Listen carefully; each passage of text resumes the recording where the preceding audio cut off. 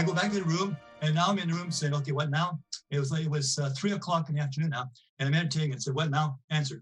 Go downstairs to the coffee shop and have supper. And I look at my clock, which is still on Vancouver time. It's only 3 p.m. Vancouver time. And that good message. When in Rome, do as the Romans do. It is 5 p.m. in Chicago.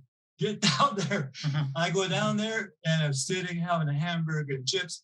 And the O'Hare Sheraton is really big hotel. Let me tell you, the coffee shop has a counter that went on forever, like this, with the stools.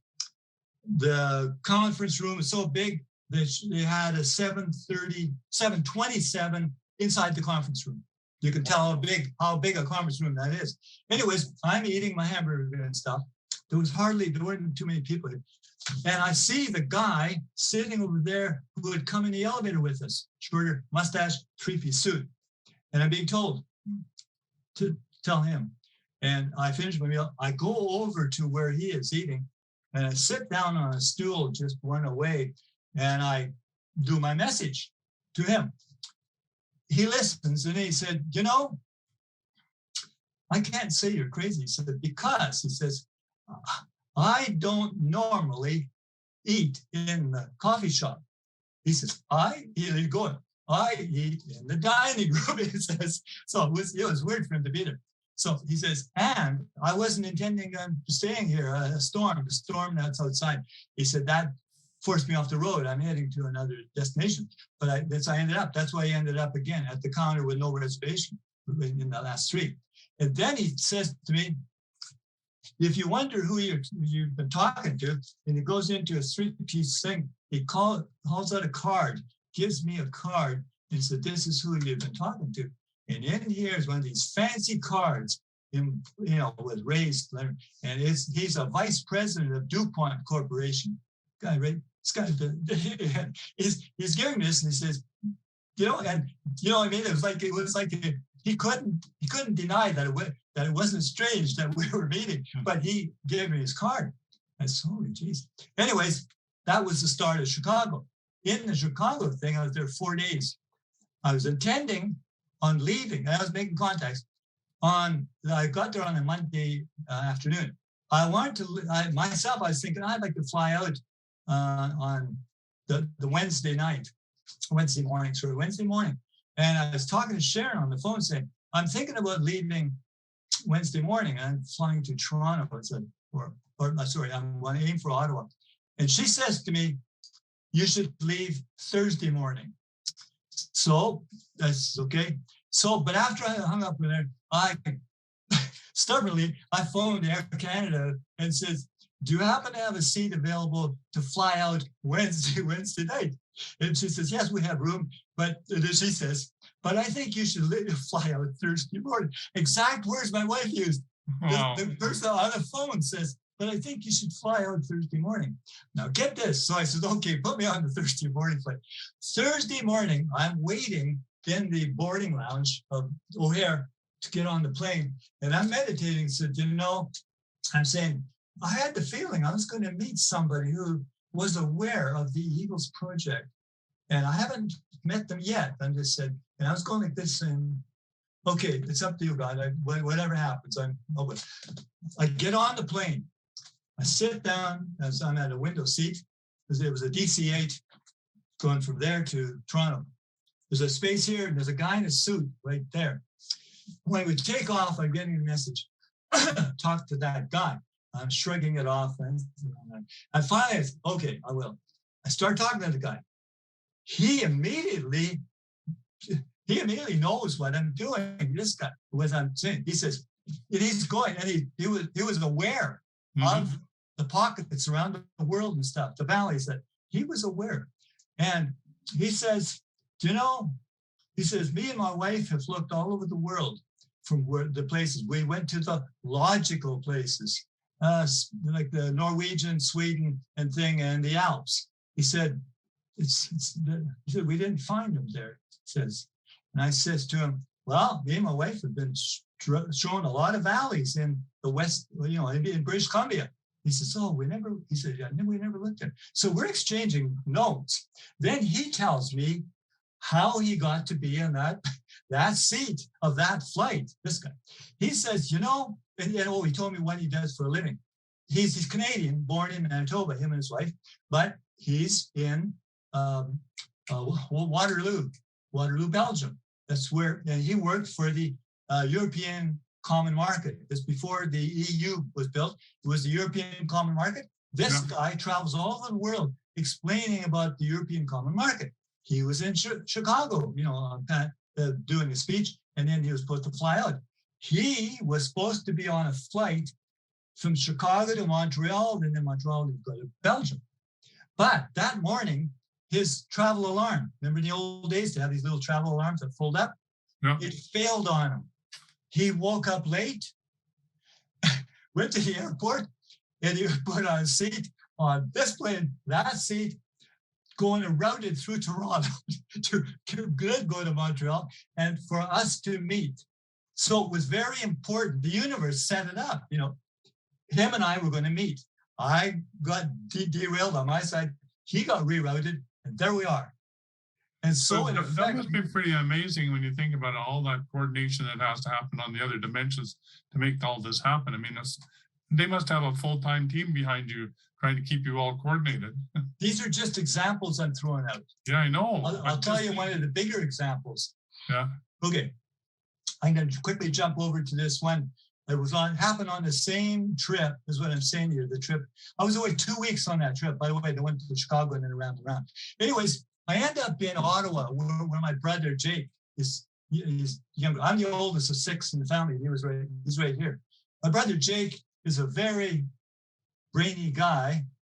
They went to UBC for 8 years, skipped grades into my grade, and then went right through. I quit school at the end of grade 9. 50, that's another story, but that was meant to be because I'm not contaminated with the, you know, when you get into the mill. Yeah. I'm not contaminated with that. I'm blank from grade 9 over, and just the knowledge and intelligence coming to me from the hell. Anyways, so I was routed over to. I ended up going to Ottawa, spent some time with my brother Jake, met Ray Hudson, the guy who typed up, that's a story, we'll jump to that too, how that came up, who later on became the scribe who typed it up from an episode here in Salmon Arm. Salmon Arm fits in the picture here, big time. Anyways, so I'm in Ottawa about 4 days, and then I felt a trip to go to Toronto. So I was going to take the overnight train. Back then, they had overnight trains between Toronto and Ottawa and Toronto and Montreal. I don't know if they got them nowadays, but they did then. And I love traveling on trains, sleeping on trains. Anyways, I took this train from Ottawa to Toronto, an overnighter. I wanted to get a bedroom or a roomette or a bedroom. And they told me on the phone, no, we don't have, you're going to have to be an open section, you know, where they, you know, you got 2 seats facing each other, and then in the nighttime, they got the bunks come out. So I got a lower, open section, sleeping in there on the way to Toronto. 6 o'clock the next morning, and it was going to arrive in Toronto at 7. The porter comes, he saw that I was up. He says, "Oh, here, you take your suitcase now." And he took me up, down the thing, and stuck me in an empty bedroom with my stuff. He said, "I'll give it." And there was nobody above me, so he made this up into 2 seats, right, in the open section. Then he got, no, when I'm sitting in I'm just sitting there and waking up saying, "Geez, I'm in an empty bedroom." I go outside, went down that railway car, and the whole sleeping car from there on over was empty. All of the bedrooms were empty. All of the roomettes were empty. And then I say, "Wow, how come I couldn't get one on the phone the night before?" So anyways, now the porter comes, takes me back, and I'm sitting, he's made up the 2 seats. And then he puts a younger guy, who's younger than me, there with his son, right across from me. We're facing each other. He's right there. And I'm still wondering, why couldn't I get up? And then the light went on. I was saying, "Hey, we couldn't do this face to face. If you're in your own bedroom, right? You're in an open section. Here's your contact, right?" So anyways, I start doing I was going to start my spiel to that guy. I just no sooner started, and he says, I know what you're doing, he says. He said, do you know where you're going in Toronto? Because we're pulling into Toronto. He said, do you know where you're going in Toronto? I said, no.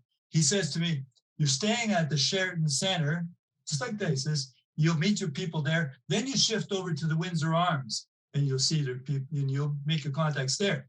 Just like that. Well, then he says, when you're in London, England, you will see David the writer. You will meet him and communicate with David the writer. Just like that. Like he already knew my itinerary up ahead, as if he's reading my schedule here, based in here. I didn't know I was going to end up in London, all that. He's giving me the heads up. Anyways, so we're going through this trip. I meet all those people there in Toronto. I go back. I met Ray Hudson, as I say, back in Ottawa, which is going to come into the picture later, 3 years later. So anyways, when I got home, I was away 2 weeks on that trip. When I walked into the house back to see Sharon, she meets me at the door and says, now this is what we're going to do. We're going to sell the house and we're going to take the kids out of school. We're going to go to Europe. We're going to do some traveling. Okay. The house sold really quickly in a soft market. Anyways, now fast forward to, we end up in London. This one afternoon, we're in a bed and breakfast on Ebury Street, close to Victoria Station. We're walking back to her bed and breakfast, and this woman comes towards us, kind of casually dressed, had an American accent. She comes up and she has a map. She has a map of central London. Has it out and says, good. I'm trying to find Belgrave Square, she says. And I look on, I identify, and I show an address. Look, where you came from, go to that corner and then go straight up, and Belgrave Square is up there about a mile, up to this way. So she takes it and she goes ahead of us. Now, we're walking the same way. She was just ahead of us. She makes the corner, turns, we're going to go a little further. I take a glance. She's gone. The lady's gone, disappeared, just after she turned the corner. So anyways, later after supper, I get a really strong feeling that I'm supposed to go to this pub. I don't know what pub, but a pub. I start walking the streets. I end up at a square, a big square. I didn't know at the time because now it's got dark. This is in March, end of March. And I didn't know that I'm actually at Belgrave Square, right there standing there. I'm standing there, a car drives up with 3 people in it. They get out and they say to me, do you know where you are? And I said, where am I? They said, you're on Belgrave Square. Then I said, well, can we help you? And I said, yeah, I'm looking for a pub. They said, come with us, best pub in England. They took me behind Belgrave Square into a mews. There was a pub. It's called the Star Tavern. They invited me to their table. We had a round table. There's a father with a son here. The father and the son are in the London stage acting thing. This son is in university, and a friend of theirs showed up. And I'm sitting, and he sat right here. David, the writer, sat right here. I didn't know at the time that's David, the writer, but as we're going on and we're starting to talk, we talked for 5 hours on that pub about the universe, about everything. I didn't make an old normal contact with any of these people. All of what happened has been blanked from my memory, as if it was stuff that I wasn't supposed to carry. So I was probably channeling all the time for 5 hours. To really get like some missing blank. Anyways, 5 hours. When we closed, and now I'm going to walk down the street from Belgrave Square down about a mile down to Ebury Street. As I'm walking down, it's all dawning on me. You see what's happened? I've been told. Guy on the train tells you you're going to meet David, the writer. Yeah. You got the lady on the thing. She's sort of helping you to orient. She's telling me, in effect, Belgrave Square is the meeting place. And then she disappears. I end up on Belgrave Square. We communicate a message, which I don't know to this day. It's a blank in my memory. But I got a really good memory. It's blank. I don't know what we talked about. This guy, I found out later on, this guy, David the writer.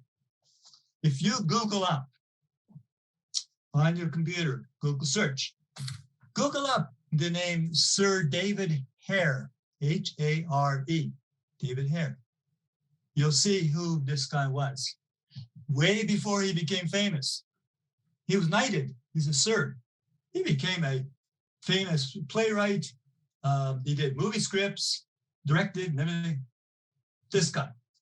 He was a little younger than me at the time. I was about 30.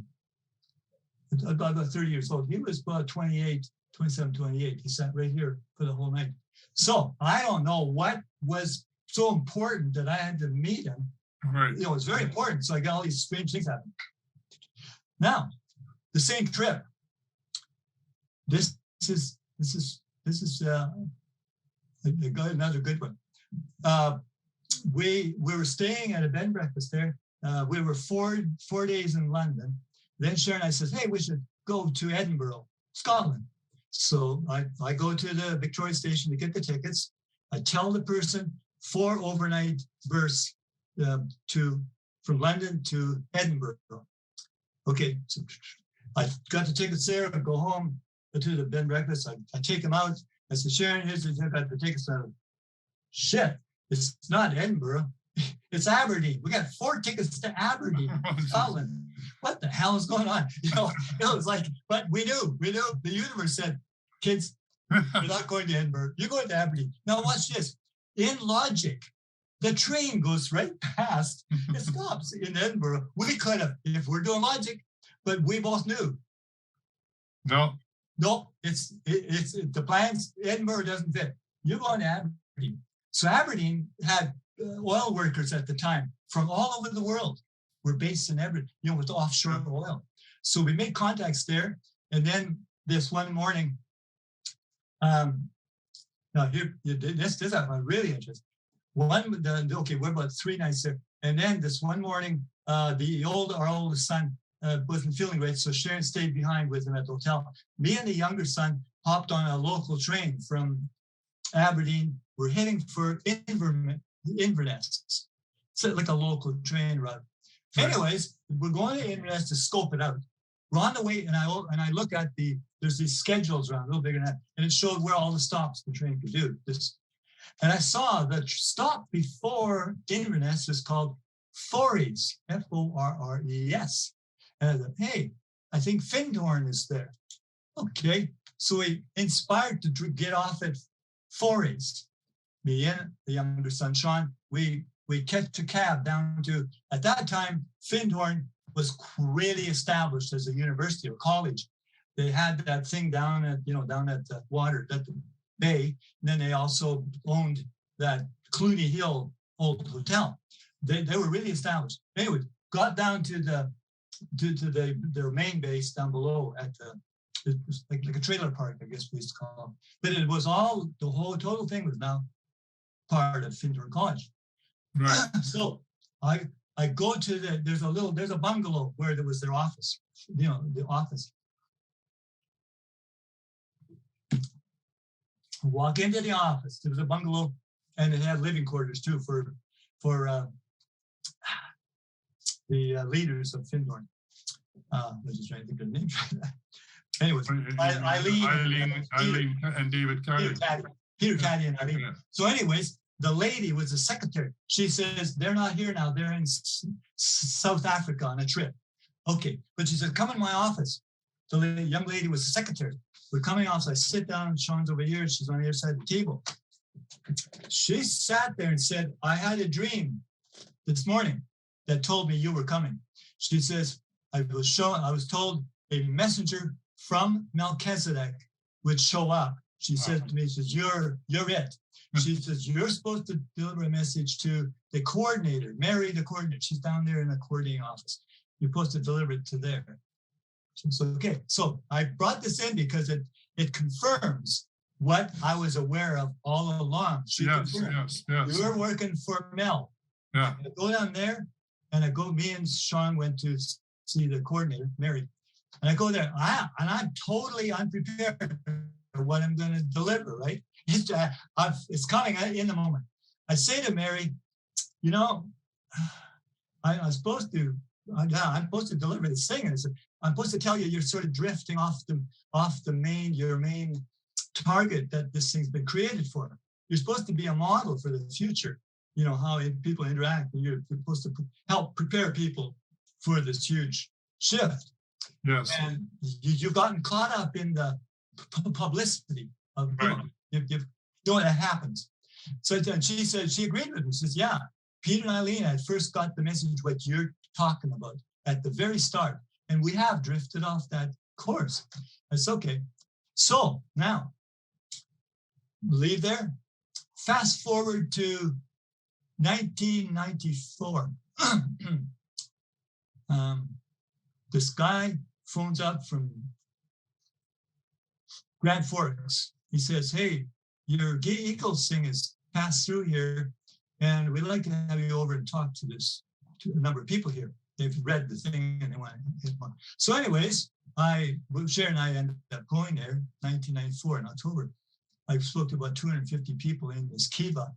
It's a log structure built by this guy called Sean Sands, who currently lives here in San Bernardino. Anyways, he built that by hand himself.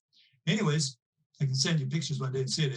It's an amazing feat. But he built it in August of 1994, not knowing what it was for. Then he asked us to come by in October 8th. Then he had this part completed, but not the bottom. It was just still roughed in. Here's this is all like it's all different now. Anyways, so what happened was we get there, and I have to ask him, how did the Eagles book get into Grand Forks? How did it arrive? How did you get it? How did you come upon it? And they said, 1985, Peter Caddy was passing through Grand Forks on a speaking tour about, Findhorn. Yeah. And he was speaking at one of the halls in the town, Grand Forks. And after his talk, he's there meeting some people. And one of those people was now at the top where I was at.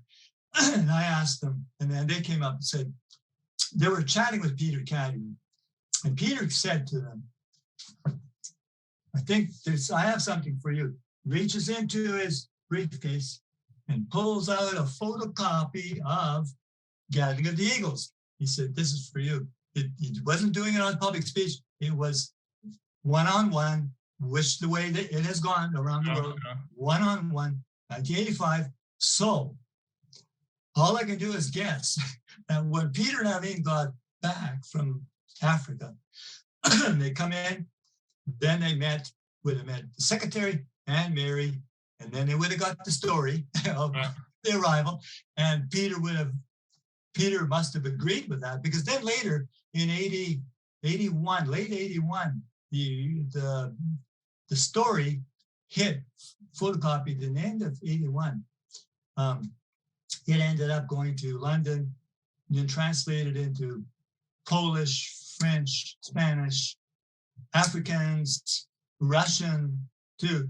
Anyways, one of those copies must have ended up in Findhorn that Peter would got. And then they would have told him, that's the guy who's here, Right. That's the guy delivering the message. That's it right there. That would be only a couple of years after that I'd gone through. But anyways, that's how that book goes. It's never been formally published, but publishing means over 100 copies. So there's thousands of copies in there and translated into 7 or 8 languages. The last one was Japanese. The last translation I heard about. You get feedback. Yeah. It's in Japanese now. Anyways, what is the message of the Gathering of Eagles? You have to back up the tape. And this book has the reasons in it. This one right here. The book of Urantia. Urantia book. Back 200,000 years ago, the effects of a rebellion of this part of this system hit this planet, and it took everything off the the regular evolution, spiritual evolution got derailed. It got badly derailed.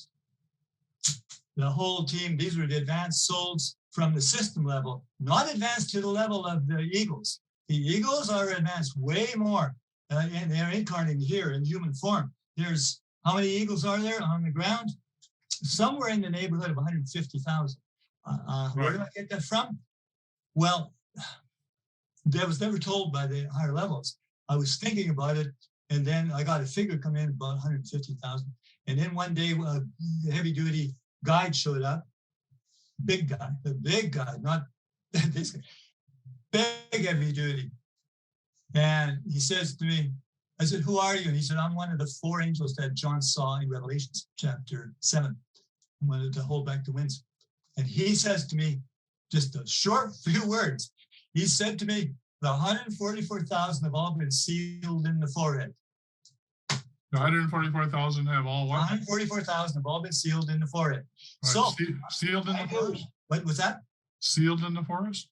He says sealed in the forehead. Oh, it's sealed in the forehead. Yeah, okay, in the third eye. Right here, third eye. Yeah. So I knew where that was in the Bible. So I went there right away. Then that guy took off. And I said, why am I supposed to know this? I go down into Revelations. I knew the area. I got the chapter. And the first 4 verses, it speaks volumes. Just volumes. First verse, John saw this, right? So he's writing it. First verse, he saw the 4 big angels that have to do with the environment, the climate of the planet. They're there. Verse 2, this other being, big being comes in from the east. The angel from the east comes in and says to the 4, don't let anything happen to the earth, to anything of it, until the 144,000 have all been sealed in the forehead. It's right there. It's verse 3, right there. Verse 3, 4. It is, and then I talked about John. John was reading it, said, and he knew what it was referring to, the 144,000. It's right there in the first 4 verses. And then it goes in and spells out all the tribes of them. Now, in my life, I kept thinking that the children of Israel were all Jewish. Well, I was mistaken. They aren't all Jewish. And I disregarded anything to do with the 12 tribes because I thought, well, that's all Jewish. Right. No. Now, just fast forward to 2015. 2015 in December, Melchizedek took me on a little odyssey. Every day I'd be inspired to type up his installment on Facebook. And I started off tracing back my roots. I thought it was going to be a short trip. My roots are Dutch, Holland, and the Pauls is a Dutch name. Menno is a Dutch name, by the way. Yeah. That's not the roots of Menno. Menno actually comes from Greece, ancient Greece. Plato writing the Republic. There's one chapter in there where there's a person called Menno, 1 N. When the name Menno first arrived in Holland, it only had 1 N. Later on, got an additional N, but it's a name that's used most commonly in the world in Holland. It originated in Greece. But anyways, now get this. So I'm thinking I'm going to track down my ancestry, thinking that I knew it at least went back to Holland in the 1500s, right back to the time of Menno Simons, the forefather of the Mennonite religion. Anyways, that it would go to there at least. So I'm on the way tracing my roots back there openly on Facebook.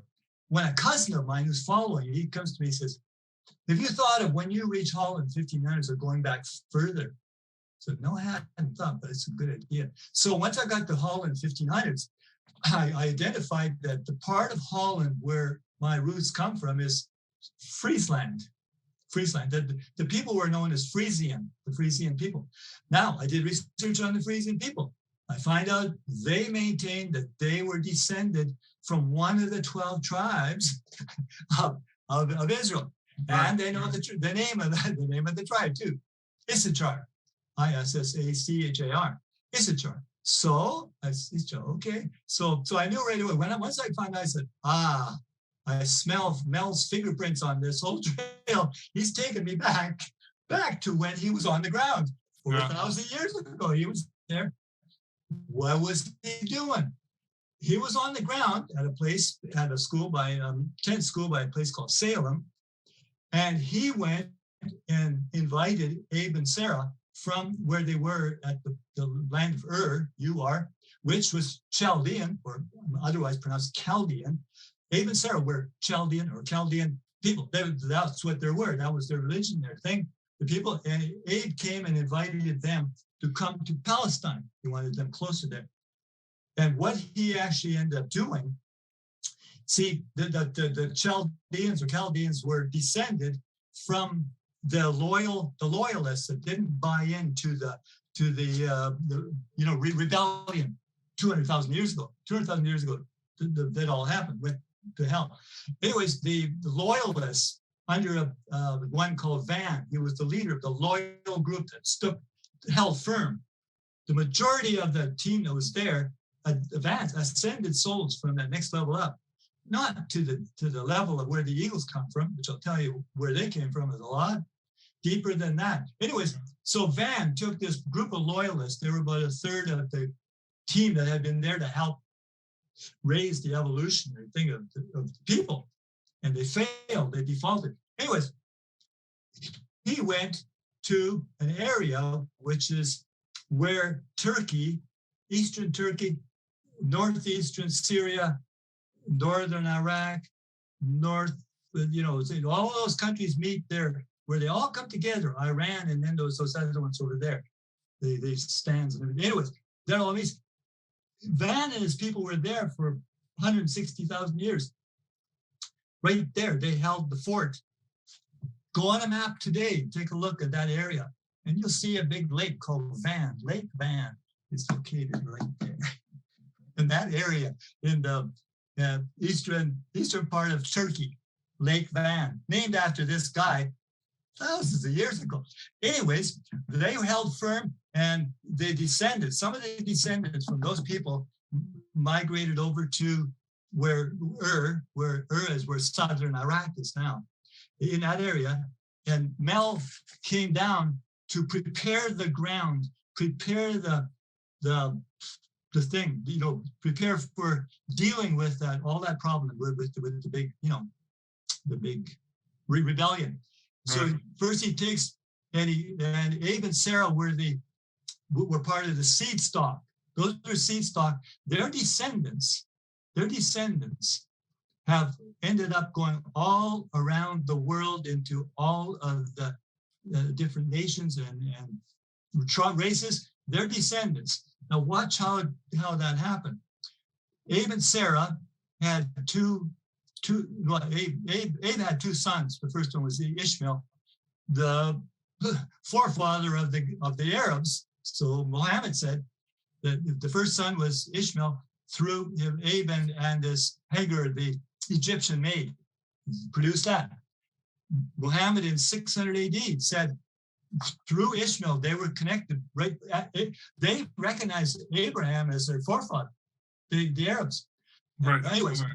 So anyways, then the second son, or the first son between Abe and Sarah, was Isaac.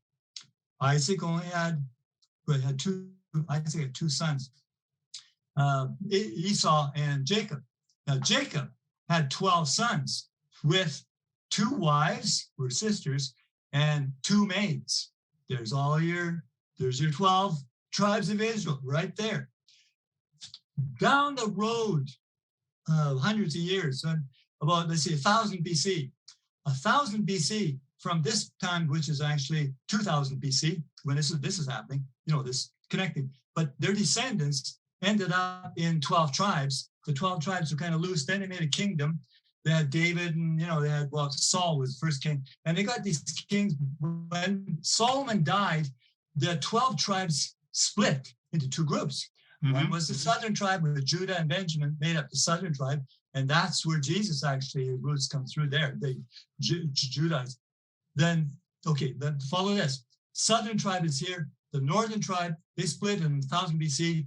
700 BC, the northern tribe is virtually the other 10 tribes.